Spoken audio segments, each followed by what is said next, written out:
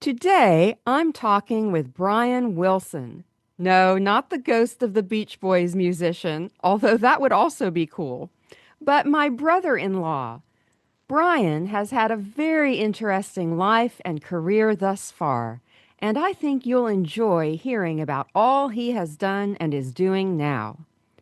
Brian is currently Associate Director of Prospect Research at Emory University in Atlanta. And before that, he was a research analyst at Emory, and prior to that, he was a reference archivist at the Georgia Archives. But he is also an actor on stage and screen, and his acting credits include background roles in HBO's The Watchmen and Lovecraft Country, as well as in Marvel's Avengers Infinity War and Captain America 4 Brave New World, Walt Disney's Jungle Cruise, episodes of MacGyver, and many more. And as if that weren't enough, Brian is an author and publisher too. And we'll have a chance to get into all of the above during our conversation. So, Brian, welcome to Positive Vibes. Thank you very much for having me. I'm very happy to be here. Oh, I'm so grateful to you for doing this. And it's a lot to talk about today. So I can't wait for the audience to hear about what you've been up to. Yeah. So let's start. I like to start at the beginning when I can, and just start with how you found your first career Oh, in archives. in So archives. Yes. that was interesting. Yes, because uh, at the time, I was getting my undergraduate degree at Western Carolina University, and it was in history. And I quickly found out when you have a degree like that, uh, your options are limited to either being a teacher immediately or going to graduate school. So I tried to shadow a middle school teacher in Waynesville, North Carolina, which is near where Western Carolina University is. And I quickly discovered that I had no interest in teaching at all. It took me 2 days to discover that.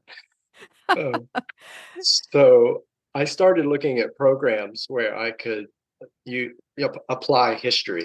Um, and I remember I was in Waynesville, North Carolina, and there was approximately 14 inches of snow outside the house. And a brochure arrived in the mail from the graduate program at Florida State University. And on the front of the brochure was the palm tree. And I said, that looks very good right about now. Right. So I applied to the program at Florida State, which um, they have a program there that's in public history, and it encompasses archives and museum management work. So you kind of learn a little bit about both. And you chose archives, and why archives instead of museum management, for instance? Mainly because the program at Florida State, they put you to work immediately. And I found out that they have an institute on World War II at Florida State University.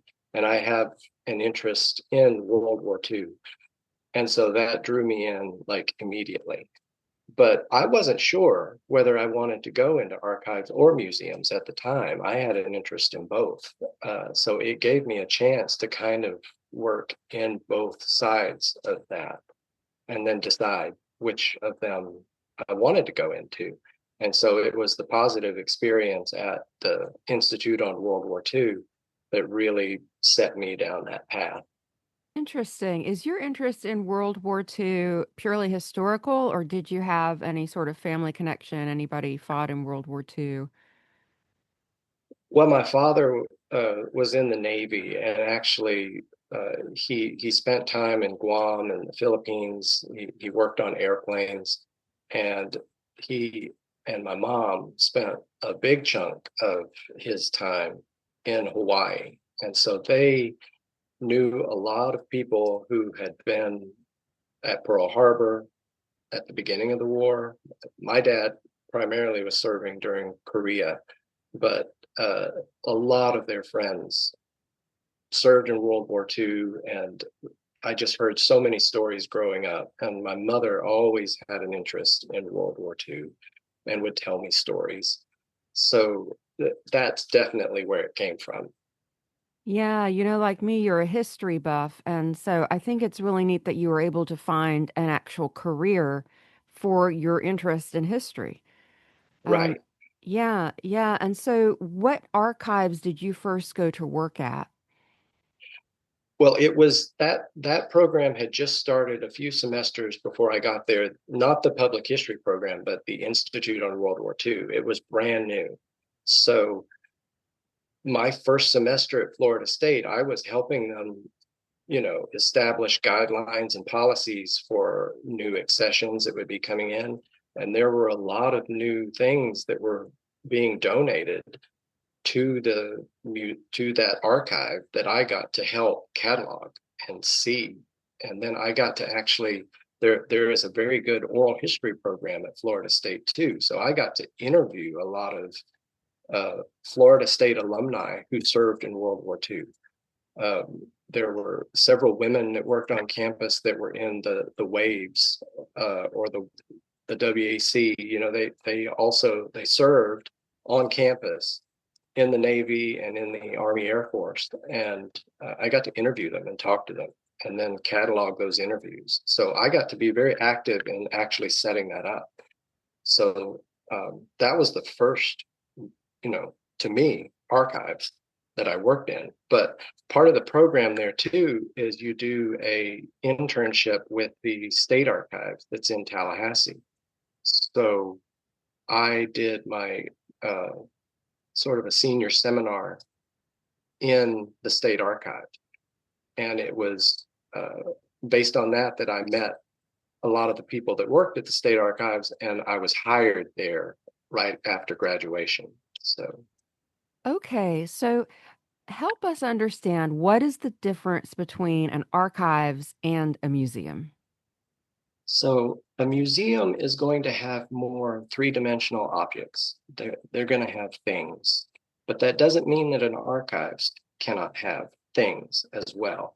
But an archives is primarily focused on preserving um, documents, paper, artifacts. It can also be film, photographs, things like that.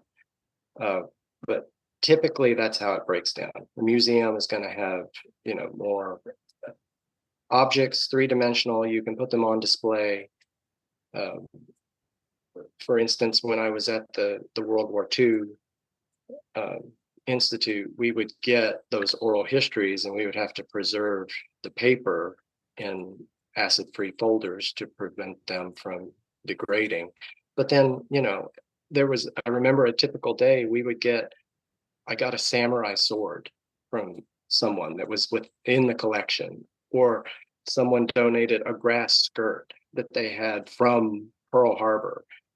And it's like we wanted to keep the collections together, and there wasn't really a museum there on campus that we could split those things up. So we would usually preserve those items with the paper collections that had come in. So, what would you say are the key responsibilities or some of the key responsibilities of an archivist? To pass things to the next generation. You're trying to preserve things as long as possible. So the first thing that I do remember my professor at Florida State telling me is, don't do anything to anything that you can't undo.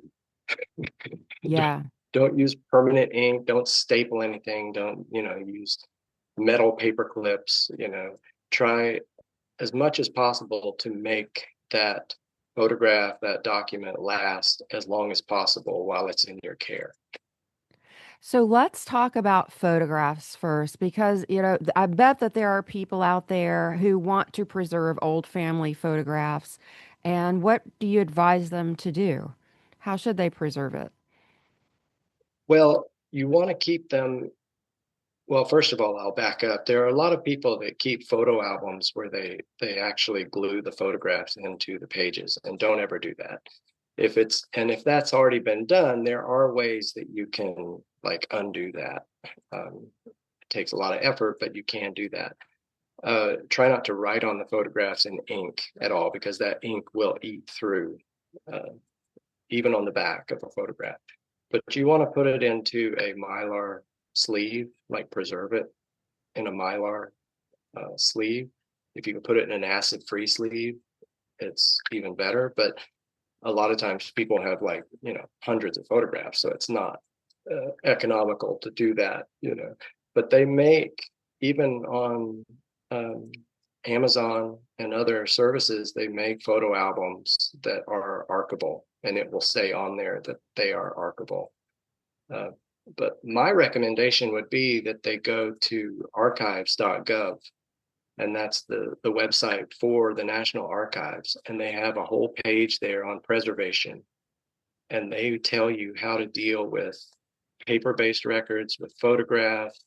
Sometimes you have bound materials where it's the binding is coming off, the spine is loose, and they tell you how to deal with all of those issues. And then if you can't or don't want to, they have services there where you can have someone else do it for you for a fee. That is great to know about, and I will put a link in the show notes to archives.gov. Uh, Okay. Also, now let's move to documents. How should people preserve important historical documents? Now, those especially, you've got to, whenever possible, put those in either an archival acid-free box, or if they're letters or important documents, you want to put those into acid-free sleeves. If if you can't do that, you at least want to keep them out of the light. Sunlight is incredibly damaging and will cause, I mean, the example that we used to use was we would put a newspaper in a, like a windshield, or in front of a window, and wait 3 days and look at how much it fades. Um, so you want to keep it out of the light. You want to keep it 75 degrees or lower. You want to, as much as possible, control the temperature where you keep something, and the humidity if you can, because you don't want it to be too wet, the atmosphere, but you also don't really want it to be completely dry either. A lot of people don't realize that, paper, it's a it's breathing, Hmm. and Hmm. so yeah, light and definitely temperature and humidity are things that you need to try and control to make it last as long as possible. And is there anything different for newspapers than, I don't know, other kind of paper and other kind of paper documents? Definitely, because newspaper will it's slow, it's degrading faster than other kinds of paper, just the nature of the paper that newsprint is on. So not only is newspaper going to break down, it's going to break down anything that it's touching. So Oh, if you wow. can file it, like if you keep newsprint with other documents, you want acid-free paper or something in between. Even Oh, if you interleave acid-free paper between the pages of a newspaper, it's going to make it last longer. But as newsprint breaks down, it will affect anything that it's touching. So you've got to be really careful what you store it with. meaning that the ink from the newspaper will get on the other documents, or what will happen to the other documents that it's touching?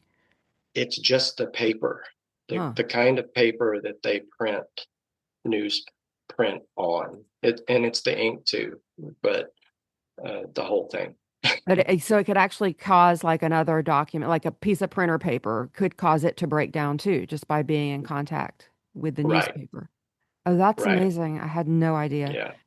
And It'll yellow, it'll get yellow, and it will also cause other documents it's touching to turn. oh, wow. Mhm.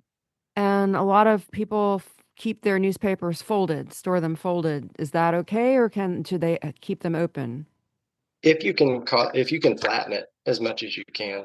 Like I have newspapers that my mother gave me when Elvis died Mm, from Memphis. Like she was in Memphis at the time, and I have that, and I keep it in a. You can buy larger 11 by 17 acid-free boxes, and I just keep it flat in that. okay, And gotcha. it still looks. I mean, it's degraded a little bit, but it still looks pretty good since That's 1977. Yeah, wow. I mean, yeah, you want to keep that. That's precious. When I Mhm. was writing my book on the train disaster in Waverly, Walk Through Fire, the train disaster that changed America, folks can Mhm. hear about it, episode 1 of this podcast. But when I was writing that, so many people were kind enough to give me newspaper clippings or newspapers from the time of the disaster that they had kept. And I have to Oh say they wow, were in pretty good shape. So I guess they had just kept them out of the light and the newspapers were all together, but it was readable, and this was like 40 years later. So this is that's really why. Well, that's why a lot of libraries and archives will microfilm newspaper because they'll lose the originals. yeah. So if they can get them on microfilm, a reel of microfilm can last 500 years. So Wow. Wow. yeah, So should people be scanning their photographs to make digital copies or digital images? Is that a better way to store absolutely. them, do you think? That is the perfect backup. If you can have multiple copies of all the photographs that you consider dear, make multiple backups of those. Store them in the cloud, but store them on a thumb drive or on some other kind of physical drive. Yeah, that's the best way to go. Yeah. Oh, that's great. What about books, Brian? If you have a really precious book that you want to keep, how do you store that?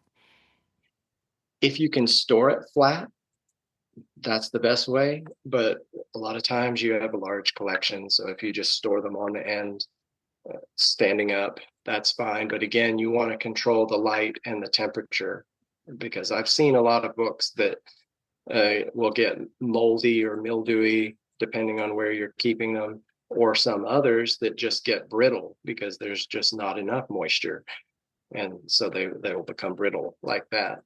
But they also make acid-free boxes that you can keep uh, bound materials in too. I know we used to have a lot of family Bibles that were donated to the archives, and we would keep them individually in acid-free boxes.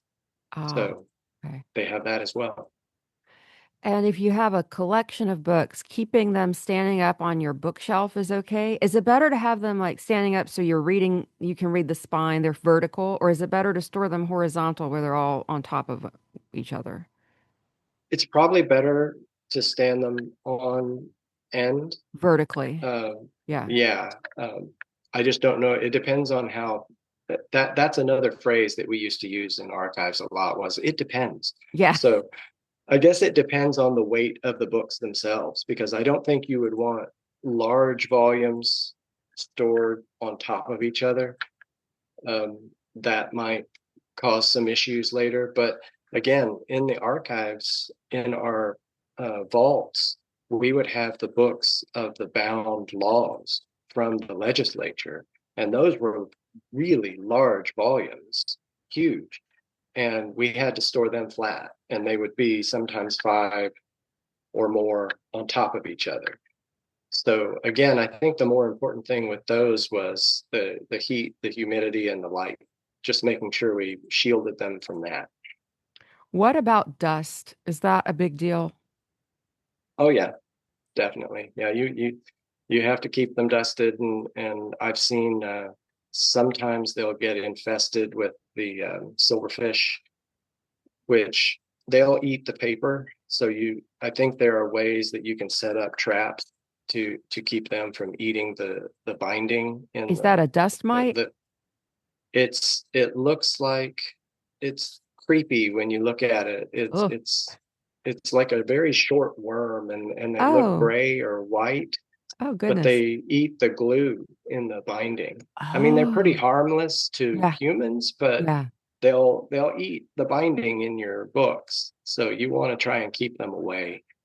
Um, Oh, are they in certain climates or something? I've never heard of this before. oh yeah, yeah, and it is mostly in humid. climate that you'll Okay. find them, but I'm not sure of their main territory. They could be found all over for all I know. I just Yeah. know I've experienced them a lot in the Southeast. Okay. Wow. Wow. So, what were some of the most fun things you got to do as an archivist when you were working in these different archives? Let's see. I think probably the main one, well, I'll tell two. So in Florida, we worked with different state agencies to transfer their records to the state archives. So you would have the Secretary of State's office would regularly transfer things because an agency can't keep things forever. That's what the archives is for. So we would work out through state law that they would keep certain records for a certain amount of time, and then they would transfer them to us. And we also worked with the state record center, and the record center would take things temporarily. So there were some things that would be filled out in triplicate, and you wouldn't need three copies of the same thing. So some of them would come to the archives, some would go to the state record center, and they would dispose of them, which is outlined in the state law, however you're supposed to do it. But there was one agency in Florida, and it was the agriculture department, that was not regularly sending us their records. And it was mainly because the commissioner of agriculture felt that the records were his personal property. So they kept them for nearly 30 years. Oh, wow. Yes, and they had them in different storage facilities all over the state of Florida. And they were in various states of repair or disrepair. And so he finally retired. And the new commissioner of agriculture said, we're paying to store all of this, and we don't need to. It should be going to the archive. So we started it was a year-long effort to go around the state and bring all of those records to the archives. And I personally went on the trips to St. Augustine, Jacksonville, and I think we went down to Fort Myers, Florida. And we would have to sometimes take a GPS with us because there wouldn't be a physical address to go to. We would just have to go by coordinates, basically. It felt like we were pirates and we were studying, a map. And we would take bolt cutters with us because no one had the keys to the locks on any of these facilities anymore. We would bust the lock open the door. There would be snakes, rats, cockroaches, you name it, were in these containers with all of these records. Oh, my goodness. And yes, and we had to rent a freezer truck and put all of the records in the freezer truck and take it down to about 30 below to kill anything that was in the boxes. And we bring it back to Tallahassee, and then we had to go through and rehouse all the records and then document them, put them into our catalog so people could search that and make use of the records. But once I got a chance to read, like some of the collections I worked on were on things like they used to have a legislative trail ride that was outside of Tallahassee, where the state legislators would get to play cowboy basically for a long weekend. And they would rent horses and actually camp out. And reading the records, I could see, they were actually talking about legislation out in the woods. So Right. they would be doing things out there that had a direct impact on the state and on the citizens. So it was just fascinating for me to read through those records and, just to think that no one would have had access to those if we hadn't actually gone out and brought all that in. So that was one interesting thing from Florida anyway. And there's a whole book on Florida that I could write. Oh, I bet. But Yeah. but in Georgia, once I worked at the state archives here in Georgia, we would have um, people come in and they would do research on their Revolutionary War ancestors.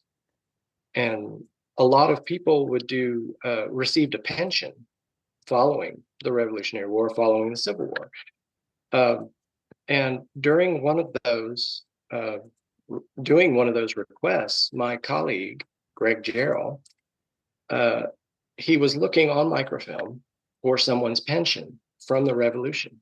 And he happened to notice in the index that it said, basically it said independence, comma, declaration of. And he thought, okay, that's odd. Could it, because Georgia was one of the former colonies that had supposedly lost its copy of the Declaration of Independence. Oh, my goodness. Yes. When the original was signed, they sent copies out to each of the colonies. And I believe at the time, there were 3 colonies that hadn't found theirs, that had lost them somehow. And Uh-huh. Georgia was one of them. I don't know what that number is now, but all I know is Greg noticed that in the index, and he went to the physical volume in the vault and pulled it out and opened it up, and he found it. It was buried in this volume that was just a collection of documents from the Revolutionary era. And it included pensions, it included just lots of other things from that time period, and they had just bound it together with those. Oh, my So goodness. I know. And so they unbound it and they took that out and put it in its own special folder, in its own special box. And then every year on Georgia Day, we would take that box out and take it to the state capitol and put it on display for kids that would come in for field trips for Georgia Day. So I got the chance to do that at least twice. We would have a Georgia State Trooper come to the archives and pick me up with the box, and he would give me a police escort to the Capitol to put it on display. So Oh, what an experience. That's so neat. Ah, that was pretty cool. okay, so when is Georgia Day? I believe it's in February. All right. I'm in I think Tennessee, it's, so I've never learned Georgia Day. I had no idea it existed until I started working um, at the Georgia Archives. But yes, it's February 12th. February 12th. Well, that's so neat. Well, that's a very cool story. Wow, wow, wow. And so was the Declaration of Independence, the copy of it, was it preserved? It doesn't sound like it was preserved properly if it was just It bound. was actually it was in pretty good shape, and Okay. I think that's largely because the paper and the ink that they used at that time actually stands up better than a Ah, lot of the paper and the ink that we use today. right. Okay, that makes sense. So Yeah, I want to ask you something else with your wealth of knowledge and skills as an archivist. You know, many people are affected by flooding these days and they lose their photos or their documents or so two questions. One is what can you do to protect against that, prevent them? And then the second is if it does happen, what is there anything you can do to salvage your documents or your books or anything? I think there are services out there that will help. Like if you've had documents that have gotten wet or Mhm. had damage to them, they have certain ways that they can treat printed documents and things that can help bring them back. Mhm. Um, Photographs, I think it probably depends on what kind of photo it is, like what type of film it's on. But that I think they do have ways that they can scan those and bring them back. I remember years ago there was a fire at the Los Angeles Public Library Yes, where, there is a book about that. Yeah. and there's a book about that, of what they had to do to go in and actually um, recover a lot of the books that were damaged. Not only by the fire, but also by the water and the fire retardants that they used to, just stop the fire. So there were chemical concerns, and then there was also the water, and then there was also the fire. So they were able to save a lot of things there. Um, and there's a whole industry around, you know, uh, damage recovery, things like that. Sure. But I do remember, though, when I was in Kingsport, because I was the city archivist in Kingsport, Tennessee. And within a few months of working there, we had not a flood, but there was a system there was a sump pump that would um, suction up the rainwater that would come off the roof. And we lost power and the pump failed.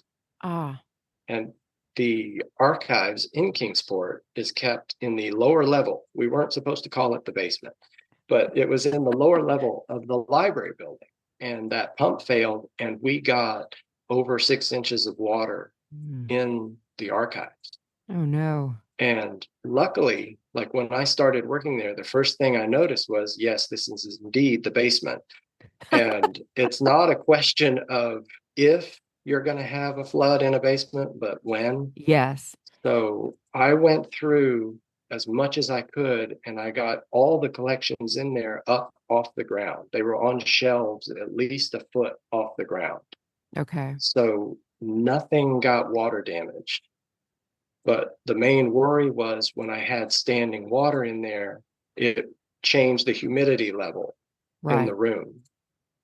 And thankfully, the city of Kingsport was on the ball, and they got someone in there to suction all the water out and get dehumidifiers going.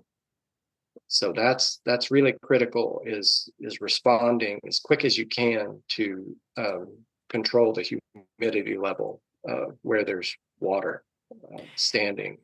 And what about the everyday occurrence of you spill a glass of water on your book? Okay, that seems really simple compared to what we're talking about, but is that book just Yeah. ruined, or can you put it in the No, freezer, or you can dry it out, or what? actually, I've heard of people that do put things in the freezer, and they worked in the archives. Uh-huh. They would actually freeze them, and that's, um, if you can at all keep it like weighted down and flat, because you don't want the pages to curl up on you. But yeah, you can do that. Um, they actually had little weights that they could put, like they could store the book flat, put the weights on the top of it, and put it in a chamber where they could take the temperature down, and it's basically a freezer. So Yeah. Okay. yeah, just get as much of the water, Like blot it. removed, blotted off Uh-huh. of it. Yeah, Uh-huh. yeah. Okay. Wow. Okay. So let's move on. This has been so fascinating. I could talk about this all day, but people probably want to hear some other stuff. So so what are you doing now? What is your associate director of prospect research at Emory? What is prospect research? So prospect research is where you're researching donors, and it's not always to higher education. There's any nonprofit, the Nature Conservancy, the Salvation Army, or any other place like that will usually have somebody that's in charge of looking at their donor pool. And basically, what I try to do is work with development officers in different schools or units in the university, and they try to identify people who can help with certain programs. Or we had a campaign at Emory to raise a certain amount of money, so they're looking for individuals who might have a higher capacity that can donate to the university. It's not always money, though. Sometimes you're looking for volunteers that can volunteer their time. So it's not always about money, but that's mainly what I'm doing. And Okay. Okay. I've And been there for about 15 years now. 15 years. Well, I didn't realize it'd been that long. Time flies. Yeah, So, it does. so did your skills as an archivist, it sounds like your skills as a researcher and archivist just would transfer to that, right? To the Well, prospect research as well. that's what was funny was, um, I left the state archives and I came to Emory, and I thought that I was done with doing things like genealogy or family research or anything like that. And first day on the job, my boss says, "Okay, we need you to do a family chart on the Ann Cox Chambers family." And I said, "Oh, okay, I've done this before."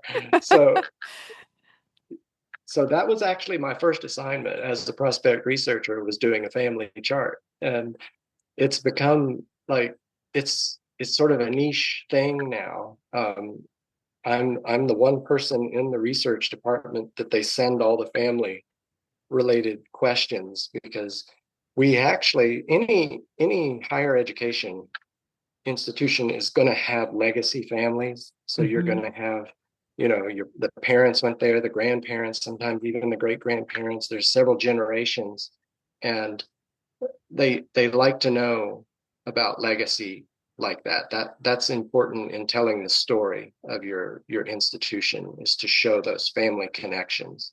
So that's what I get asked to do quite a bit, is to show how these two people are related, or how this family um, connects to this particular department in the school or the school itself. Uh, that's a lot of questions. I get a lot of questions about that with my Oh, current job. it is. It's very niche too. I know a lot of people who do that, although I have heard of archivists who go into genealogy as a Oh yeah, second career or as a profession. Yeah. yeah. So, I mean, for instance, there's a museum on the Emory campus that's called the Carlos Museum, and they were going to have an event where they were going to pay tribute to some of the families that had originally donated to the Carlos. And so I had it was a different kind of family research, where I wasn't looking for the ancestors necessarily. I was looking for descendants who they could invite, that could come to the event. So I had to do it both ways. I had to backtrack and find the family connections to those original people, and then try and figure out their kids and their grandkids, and then their mailing address, so that they could contact them. So, wow. yeah. I think that's really neat. And you know, Brian, to move to something else that's really cool that you do is your acting. So let's talk about your acting. And whenever I say Yeah, this acting, I have this image of the Saturday Night Live Saturday Night Live skit, right. right? Acting. Yes. Acting. Right. John So Lovitz. so tell, how did you get into acting? And I mean, and how did you get into the film industry? And I know you've always loved movies, and just, tell us more about that. Well, that again is with my mother. So she was always a big fan of movies, and we would always watch movies together. And her brother, my uncle, we always would watch movies. So I've loved film from since I was a kid, but it wasn't just watching them. I actually would research, like, who was in the film, and who's the director, and who's the star, and go down the rabbit hole of everything about certain movies.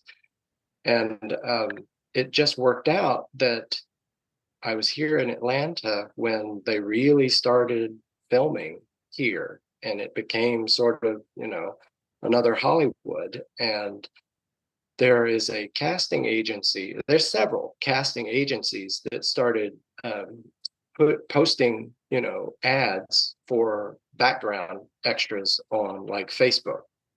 And the bigger ones, like Central Casting, they would ask you if you were interested to come into their office, and they would take your picture, profile picture, and everything like that, and have you fill out a sheet where you would put down, if you have skills, if you can juggle, if you can drive, if you're a good driver. Sometimes they need people to bring their cars in too.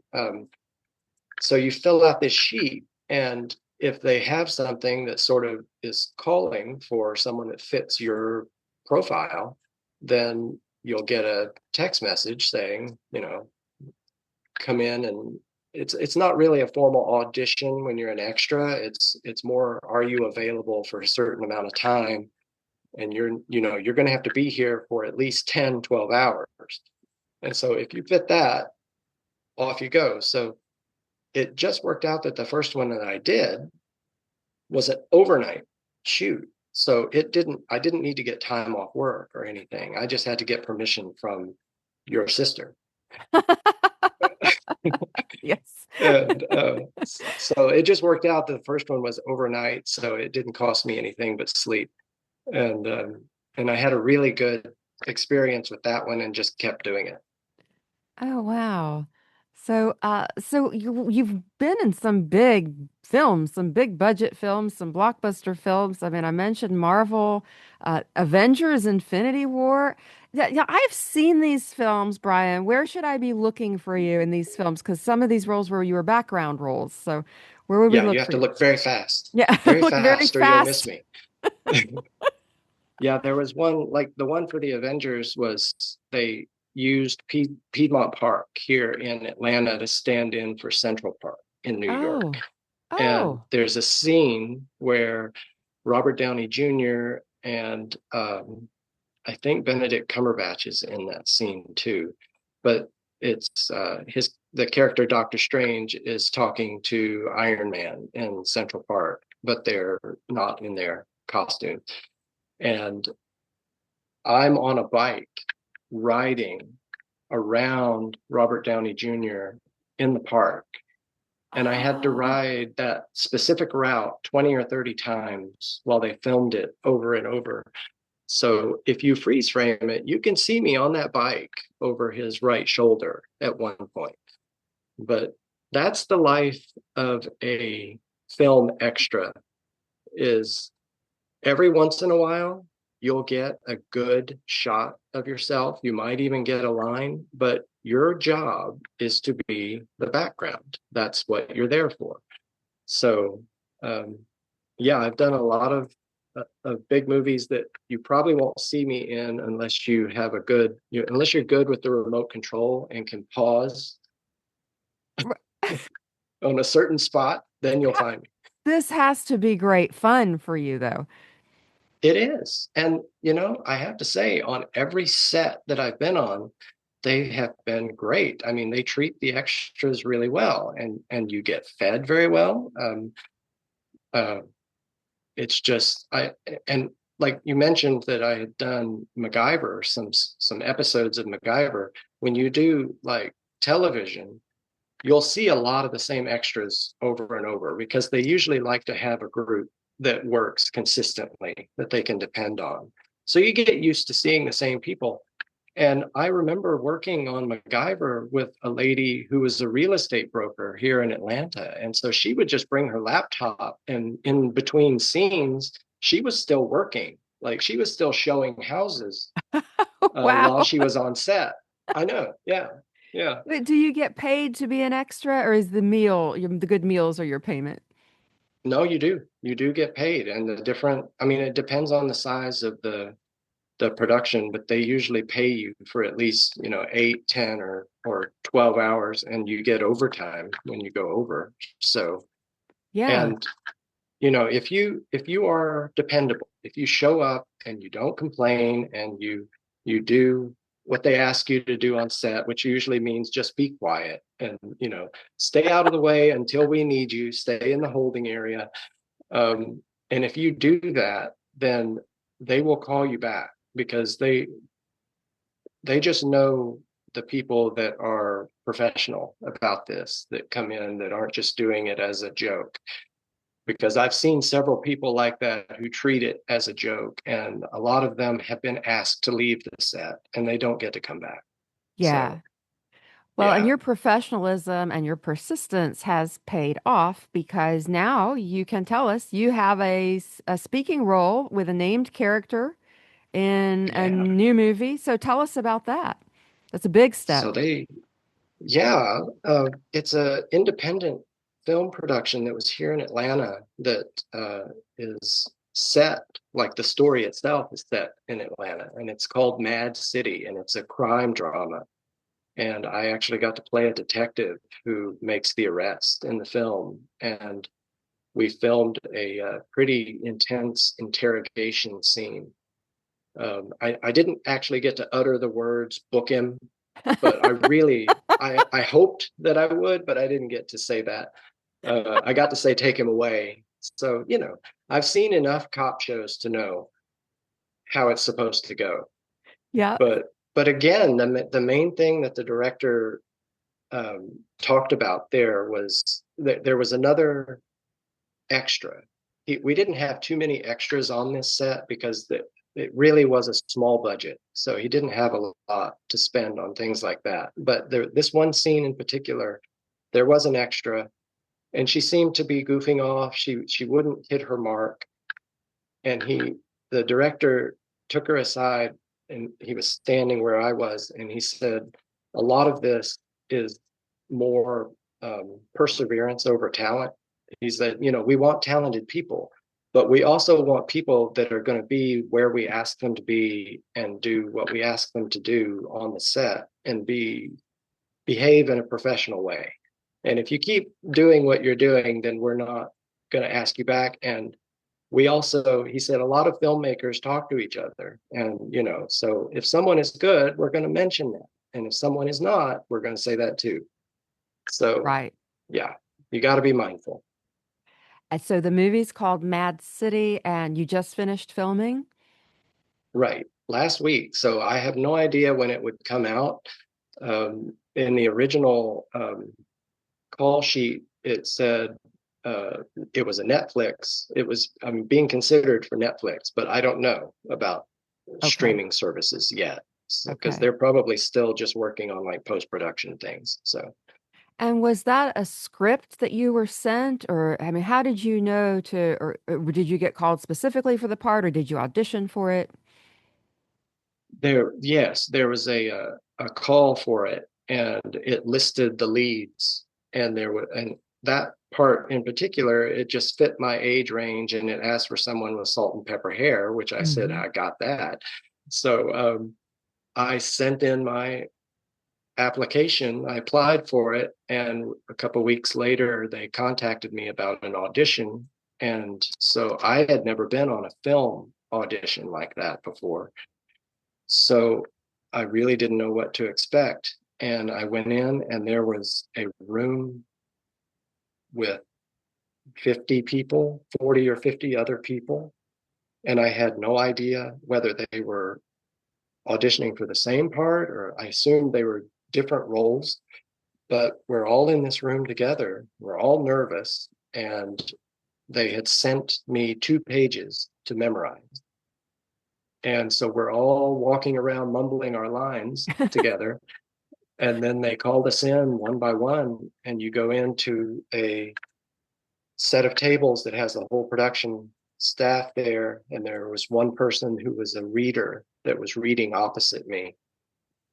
And they just ask you to introduce yourself into their camera, and then you start doing the scene. And then it was maybe a week after that that they let me know I got it. So How do you overcome your nerves in a situation like that? I was just trying to use it. I was trying to use that energy to just keep me, on my toes, because I had heard stories that sometimes they could go off script. Sometimes they could change the dialogue up just to see how you respond. And we did that on one day of filming where we were able to not improvise a lot, but we were able to play around with how the scene went. So it's a good exercise to do anyway. But yeah, I just tried to focus as much as I could on just remembering my lines. Yeah, and so you really get into character that way too. Hmm. Uh-huh. But Okay. like I say, I had seen enough detective shows to know, okay, this is probably what they want this detective to act like. Right. And I just, did Right. that. Right. Right. Yeah. Yeah. Yeah, so you really do this from, I think I call it a 365 or 360 degree perspective, because you study films and you've been studying films, and I know that you look at every detail of them from, how they're filmed, how they're conceived, how they're produced, and not just the acting. But so I would imagine that helps you a lot too. It does. Yeah. Yeah. Because it's like I know, and it really helped being an extra because I was able to sit there and watch the actors and the directors, you know, plot out a scene, put where their marks are going to be, where the camera is going to be looking at your eyes versus when it's going to pan or look at something else. Um, just to have the whole set in mind. And I think being able to study it up close actually helped a lot too. Yeah, for sure. Did Yeah. you ever get to meet any of the celebrity actors in some of those films that you worked on? Oh, yeah. So I did one called First Man, which was about the moon program, was the space program. And so we were on a very small set in West Atlanta where they had built a mock-up of a space capsule. And we had Ryan Gosling was playing Neil Armstrong, and then Kyle Chandler. Um, I cannot remember the other two actors that were there, but I mean, when you walk on set and it's Ryan Gosling, that kind of jumps out at you Yeah. immediately. And he was totally nice. He was very nice. Introduced himself to everyone. Was he had his own little, not trailer, but he had his own little tent set up inside the warehouse, but he was rarely in it. Like he was out with us. And the interesting thing about that day was it was very cold. It doesn't usually get that cold in Atlanta, but on that day it was really cold. And they had brought in space heaters to keep us warm in there. And we had maybe 5 or 6 space heaters. Ryan had his own. But as the day wore on and they kept running out of fuel, we had fewer and fewer space heaters. Oh, So the circle got closer and closer and closer together. And so by the end of the day, we had like one left. And we were a very small, tight unit by I the end of bet. that day because it was cold. But Yeah. but they were all super nice, and it was really, and probably the really interesting thing about that was they had two people who were advisors who had worked on the Apollo and Mercury program that were on the set to instruct us how to work around the capsule because they had Wow. actually done it. Yeah. Oh, that's very neat. Wow. And so, I was just thinking on, and this is how my mind thinks. So, on the last episode of this podcast of Positive Vibes, I was interviewing Jackie Foster. She's a dog trainer, and one of the Yeah. kinds of trainings that she does is for animal acting, for dog actors. Have you ever had any canine actors on your sets? No, but well, see, the first thing that I ever filmed, that overnight shoot, was for an episode of The Originals, which was a offshoot of the Vampire Diaries. Oh, And the Vampire Diaries, of course, is about vampires, but The Originals was about werewolves mostly. And on that night that we were filming, they had a wolf on the set, oh and my. we had to tell them that we were comfortable working around wild animals because they had two trainers there with this wolf that was huge, by the way. Yeah. And we had to walk in. We were playing Native Americans because it was a flashback episode to early America. And so we weren't allowed to wear any strong smelling colognes or deodorants or anything that might throw off the scent of the Right. wolf. And then we did the scene where we ran into the camp with the wolf between us, Oh me my and the goodness. other actor. And they had the trainers set up at certain spots along the way with chicken treats to keep the wolf interested in them and not us. Yes. So that was a very interesting first experience. And it was Oh, with an animal on top of it. So, no kidding. And you just brought up another facet of your whole life, and uh, uh, you have Native American heritage. mhm. Yep. So, Cherokee mhm, mainly, you know. mhm. So Yeah. that's your are you're technically, are you registered as a member of the Cherokee Nation? With the Cherokee tribe of Northeast Alabama. Okay. Yes, there are specific tribes, and then there's also the main uh, Cherokee tribe in the east and in the west. But we're actually registered with the tribe of Northeast Alabama. Okay. Wow. So So just going back to the movies for a moment, when you go to watch a movie in the theater, what do you look for? Or, which movies do you really want to see or wait to have them come out? You can't wait to see them. To me, if I don't notice that it's a movie, then it's really good. Yeah. If I can watch it and I know everything that goes into it and I get lost in it and forget and just get carried along with the story, that's what I hope for when I go see a movie, is to forget that I'm watching a movie. Yeah. Uh, but sometimes if I go in to see one and I know, like if it's Steven Spielberg, if it's someone that I've grown up watching and I know that there's going to be certain camera movements, there's going to be certain elements that are just quintessentially them, I will Yes. look for those moments because I know that they're going to be in there. Uh, if I go to see Quentin Tarantino, I'm going to listen to the dialogue. I'm going to know, how much work that he went into writing that back and forth dialogue. Um, Watch Hitchcock, you're going to look for certain kinds of angles and shots. So yeah, I, there's some movies like that where I can't forget that I'm watching a movie. You know, Sure. Yeah. Yeah, exactly. yeah. So do you have any favorite movies of all time? Well, definitely Raiders of the Lost Ark. That's my top movie Mhm. of all time because my mother, again, goes back to my mom. She uh, remembered watching the adventure serials from the 40s, and so when that movie was advertised, she was like, well, that looks familiar, I've seen movies like that. Oh, And so she wow. actually took me out of school to go see that when it was released, and Wow. so that's definitely a memory.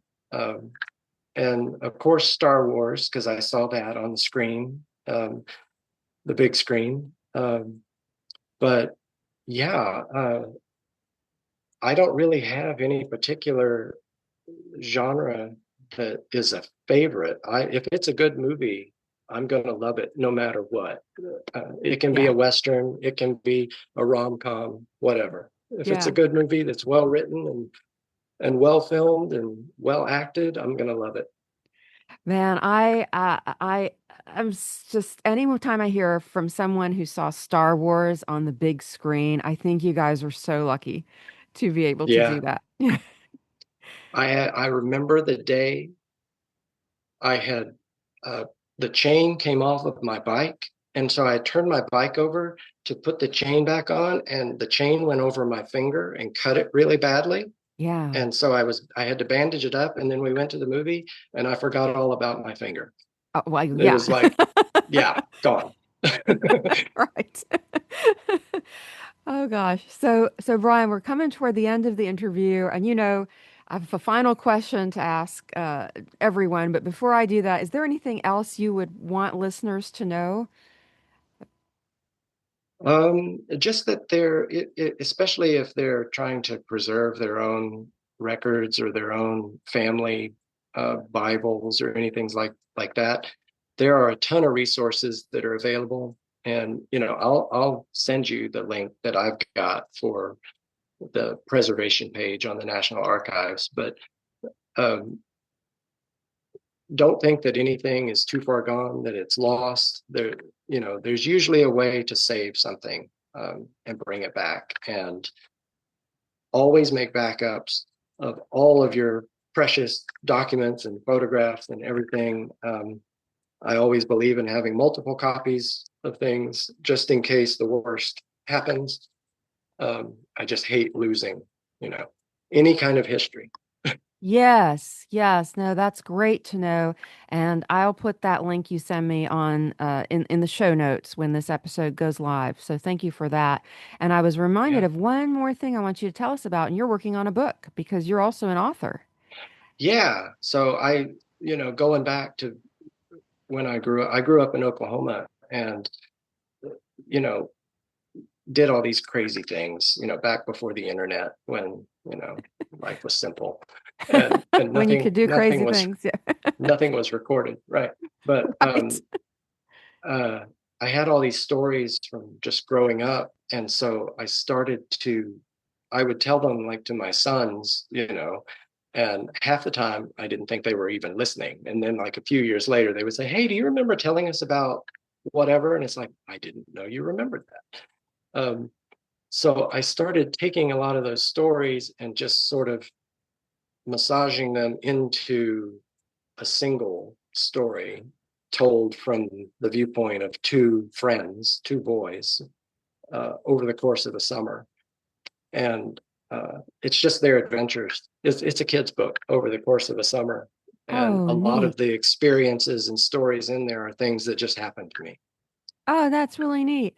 And I seem Yeah, to remember you were recognized in a writing contest. Was it for a first chapter that was for that first chapter. Yeah, for this book? Okay. yeah, it was for that one. Yeah, Oh, that's wonderful. Well, you have to let me know when you finish it, when you're putting it out. We'll do another podcast for that. that sounds great. Yes. Yeah, Yes. cool. So, okay, last question. You know, the motto of positive vibes is keep on the sunny side. So, Brian, Hmm. how do you keep on the sunny side? Music. If I'm ever low or down or anything, I can put on a playlist that I've made. I used to call it a mixtape, but I can put on my favorite songs, and that will instantly lift me out. So uh, it's definitely music is my go-to. Oh, that's wonderful. There's such a healing power of music. I hear that. That's Yeah, that's that's great. Well, thank you so much, Brian, again for your time and for being on the show. I really appreciate it. glad to be here. Thank you.